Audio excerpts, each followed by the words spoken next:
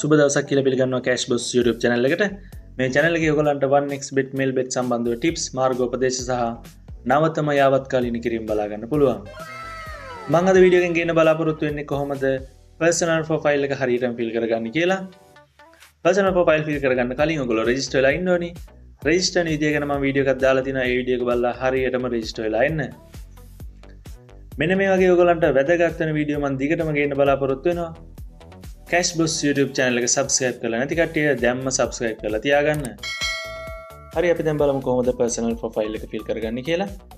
මෙන්න මේ දකුණු පැත්තේ යටම තියෙන menu කියන එකට යන්න.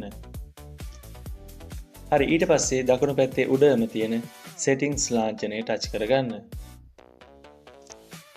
හරි එතෙන්ට ආවට පස්සේ ඔයගලන්ට පේනවා security settings කියලා පෙන්නනවා. අන්න ඒකට යන්න. එතෙන්ට ආවට පස්සේ යටම ඉඳන් දෙවෙනියට උඩ පෙන්නනවා personal profile කියන එක. personal profile එක fill කරගන්න කලින් අපි මෙතන තව ටිකක් තියෙනවා. ඒ ටිකත් fill කරගමු. මෙන්න මේ phone number කියන එක උඩම තියෙන එක. ඒක වැදගත් වෙන්නේ නැහැ. ඔයගොල්ලෝ කැමති නම් phone number එක link කරගන්න. ඒකට ගියාට පස්සේ ඔයාගේ phone number එක ගහන්න තියෙනවා. ඒක ගහලා ඉවරලා link කියලා යටින් පෙන්නනවා. ඒක link කියන එක දුන්නාට පස්සේ ඔයාගේ phone number එකට code එකක් එනවා. අන්න ඒ code එක ගහලා link කරගන්න තියෙන්නේ. මම දැනට ඒක ලින්ක් කරගන්නේ නැහැ. ඒක ඉතාම වැදගත් එකක් නොවන නිසා. ඊට පස්සේ මේ security question කියන එක ඒක ටච් කරාට පස්සේ ඔයාලට පේන select question කියලා පෙන්නනවා. එතන ඊතලේ ටච් කරාම ඔයාලට කැමති question එකක් select කරගන්න පුළුවන්. මෙතන ඔයාලට හොඳටම මතකෙකින් එකක් දාගන්න. මොකද හදිස්සියකට ඔයාලට account එකට log වෙන්න බැරි වුණොත් ඒගොල්ලෝ මෙන්න මේ security question එක අහුවට පස්සේ ඔයාලට ඒක දීලා වෙලා කෙලින්ම account එකට log වෙන්න පුළුවන්. හරි මම මේකට select කරගන්නවා surname of your favorite musician කියන එක. ඔයගලන්ට පුළුවන් මෙතන තව තියෙන ගොඩක් ඒවා father's first name, mother's first name කියලා. ඉන්නේ වගේ ඔයගලන්ට හොඳට මතක හිටින එකක් මෙතෙන්ට දාගන්න. හරි මම surname of your favorite musician කියන එක touch කරනවා.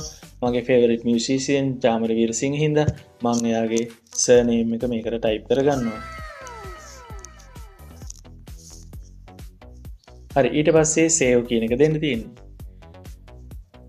හරි ඊළඟට මේ two factor authentication කියන එක මම මේකට වෙනම වීඩියෝ එකක් ගේනවා. ඊළඟ වීඩියෝ එකේ මේ two factor authentication කියන එක මම ගේන්න බලාපොරොත්තු වෙනවා. ඔයගලන්ට ඒක බලලා two factor authentication එක හදාගන්න පුළුවන්. ඊළඟට අපි යමු මේ යටම තියෙන prevent login via email කියන එකේ ටික් එක දාගන්නවා.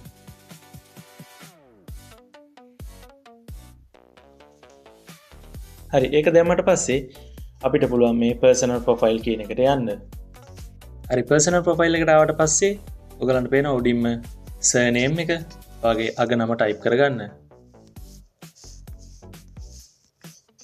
හරි ඊළඟට ඔයාගේ first name එක කියන්නේ මුල නම.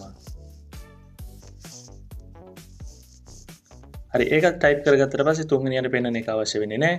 ඊට පස්සේ මෙන්න මේ date of birth කියන එක ඒකට ආවට පස්සේ මෙන්න මේ කහ පාට තීරුවේ උඩ පෙන්නනවා අවුරුද්ද. එතන ටච් කරාට පස්සේ ඔයාලට ඔයාගේ උපන් අවුරුද්ද සිලෙක්ට් කරගන්න පුළුවන්.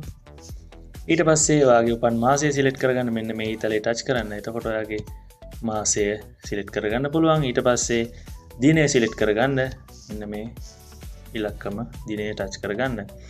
ඊට පස්සේ ඕකේ දුන්නාට පස්සේ ඔයාගේ උපන් දිනය සිලෙක්ට් කරලා තියෙනවා. ඊළඟට මෙන්න මේ place of birth කියන එක මේක ඔයා උපන් ස්ථානයක එච්චර වැදගත් වෙන්නේ නැහැ. ඔයා කැමති නම් දාගන්න නැත්නම් උපන් ස්ථානය දාන්න ඕනේ නැහැ. ඊළඟට මේ residence කියන එකේ තියෙනවා region කියලා එකක්. මෙන්න මේ region කියන එක ඊතලේ ටච් කරාම ඔයාගේ පළාත සිලෙක්ට් කරගන්න පුළුවන්. එතන ඔයාගේ පළාත සිලෙක්ට් කරගන්න. ඊට පස්සේ මෙන්න මේ city කියන එක ඔයාගේ නගරය ඒකත් මේව කරගත්ත පස්සේ city කියන එක පෙන්නනවා.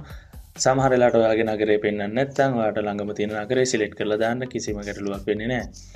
ඊළඟට මේ residence address එක ඔයාගේ ලිපිනය මේකත් අත්‍යවශ්‍ය වෙන්නේ නැහැ. ඒක කැමති නම් ලිපිනය type කරගන්න.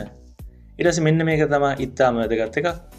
මෙන්න මේ ID document කියන එක මෙතන උඩම තියෙන document type කියන එකේ ඔයාගේ national ID card කියන එක select කරගන්න. national ID card නැති කෙනෙක් ඉන්නවා නම් ඔයාට select කරගන්න පුළුවන් driving license එක.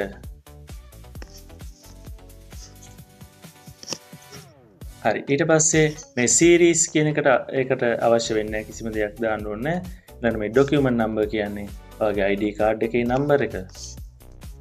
ඔයාගේ ID card number එක එහෙම type කරගන්න. ටයිප් කරලා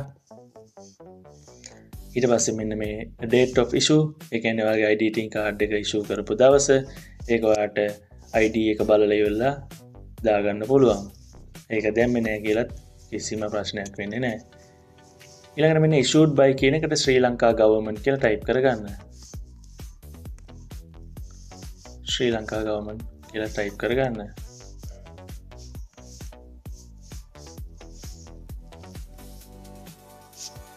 හරි ඔය විදිහට තමයි personal profile එක fill කරගන්නේ. මෙතන අපි save දුන්නාට පස්සේ ඔයාගේ personal profile එක changes made successfully කියලා වැටෙනවා. ඒ කියන්නේ ඔයාගේ personal profile එකත් fill කරගෙන ඉවරයි. හරි ඊළඟට තියෙන්නේ අපිට මෙන්න මේ two factor authentication කියන එක. අපි මම ඒකට ඊළඟ වීඩියෝ එක ගේන්න බලාපොරොත්තු වෙනවා. එහෙනම් ඊළඟ වීඩියෝ එකෙන් හම්බ වෙනකන් සියලු දෙනාටම සුබ දවසක්.